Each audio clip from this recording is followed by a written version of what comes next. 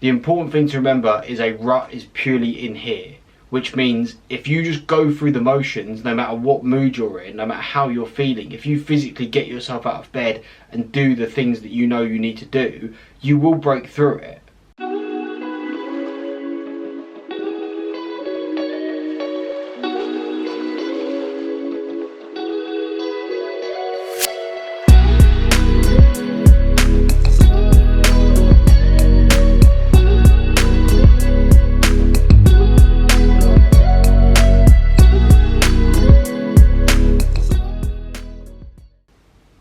Hello guys, how are we?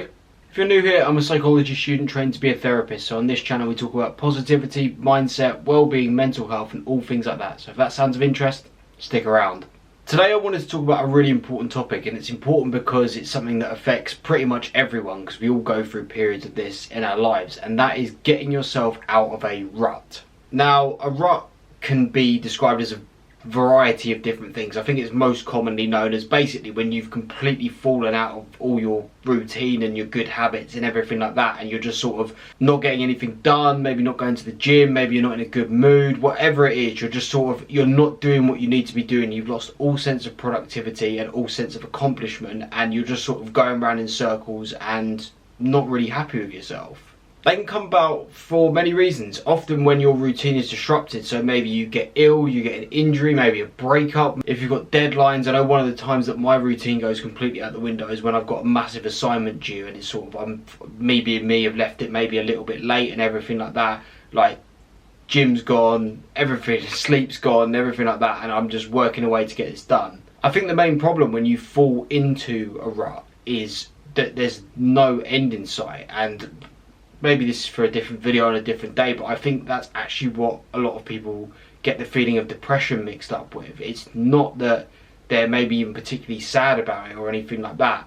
It's that they're just not doing what they feel like they need to be doing, and that is a similar feeling to being depressed. The key word that we've touched on already when it comes to being in a rut, and more importantly getting yourself out of it, is habits. If you're watching a video like mine, I'm guessing you're sort of within the YouTube community of self-development, whatever you want to call it, and that means you have a series of good habits that you do. That might be daily habits, weekly habits, monthly habits, hourly habits, whatever they are, but they're all little things to help you improve that 1% every day and get better and better. And ironically, it's people like us who are so aware of the productivity and everything that we're trying to get done every day that actually fall into ruts. A lot of people don't even realise, because in a way it sounds mean, but their life is basically a rut, because they don't do anything each day. They don't consciously try and improve or consciously try and get things done, except for maybe when they're at work or something like that. That actually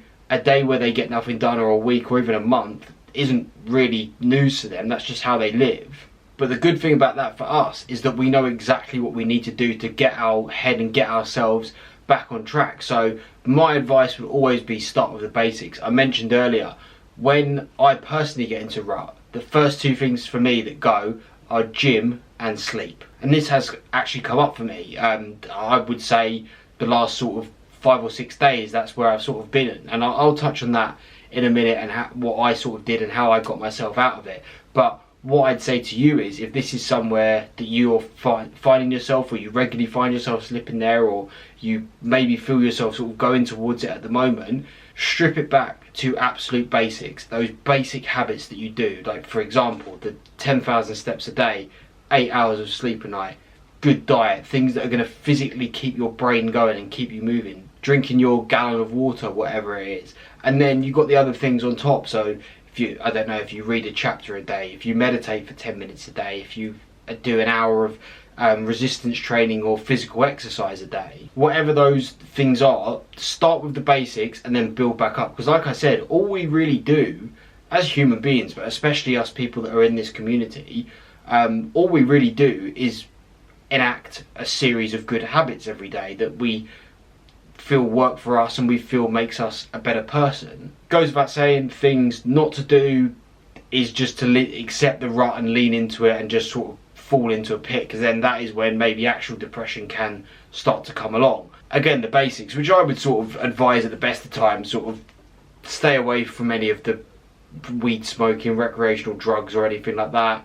Try not to drink if possible, just because again, nothing ruins your sleep like alcohol, and then if you're not sleeping well, there's no chance you're going to get yourself back into 6 a.m. walks or 6 a.m. gym sessions. The important thing to remember is a rut is purely in here, which means if you just go through the motions, no matter what mood you're in, no matter how you're feeling, if you physically get yourself out of bed and do the things that you know you need to do, you will break through it.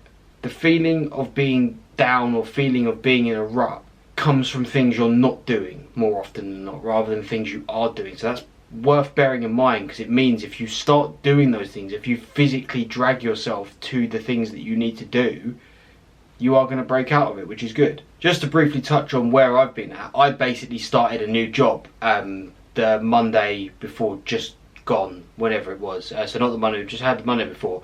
And basically, this is the first job I've ever had in my life where I drive to work, and it's not a long drive. It's about half an hour from where I live. It's at where I go to university. It's not back in London. If you tried to drive in London, that'd be a nightmare.